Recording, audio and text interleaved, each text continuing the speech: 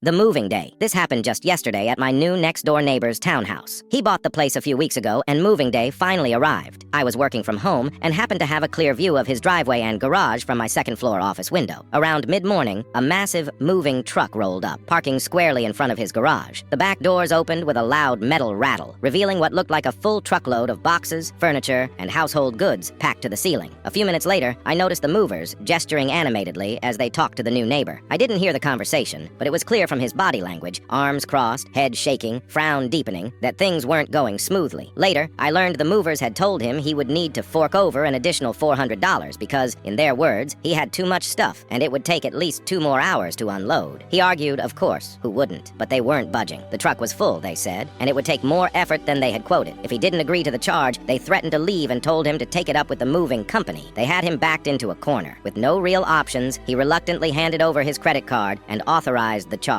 Once that was settled, the movers told him it would be easier to bring everything in through the garage, as the front door had a steep flight of stairs that would slow everything down. There was a car in the garage, and they asked him to move it so they could begin unloading. Without saying much, he pulled the car out, letting the truck back right up to the garage for easy access. From there, everything went smoothly. I watched as furniture, boxes, and plastic-wrapped mystery items were carried into the house. The job didn't even take the 2 extra hours they had claimed. It took about an hour, maybe a bit more. Once they were done, the truck was loaded with nothing but air, and the crew started packing up their dollies and straps, getting ready to drive off. That's when the real fun started. The movers turned to the new neighbor and asked him politely to move his car, which he had parked behind the truck after unloading, blocking them in. He smiled and told them that his wife had the car keys and had gone out shopping. He explained that when they said they'd need 2 more hours, she figured she had time to run errands. She'd be back soon. The movers weren't amused. They started pushing back, asking if there was any way to move the car, saying they had another job lined up and needed to be on the road. He shrugged. He wasn't rude, just calm and unbothered. He told them that he had paid for 2 extra hours, and since they insisted on charging him for that time, well, he figured he might as well get his money's worth. After all, they said it would take 2 hours. Wasn't his fault they were faster. The crew stood around awkwardly, clearly frustrated but unable to argue. They pulled out their phones, sat on the truck's edge, and waited. I saw one of them try calling their office. Another paced around, muttering under his breath. But the neighbor? He stayed inside, cool as a cucumber. Exactly 2 hours later, the front door opened. His wife strolled out, keys in hand, and moved the car without a word. The movers jumped into the truck and took off, clearly fuming.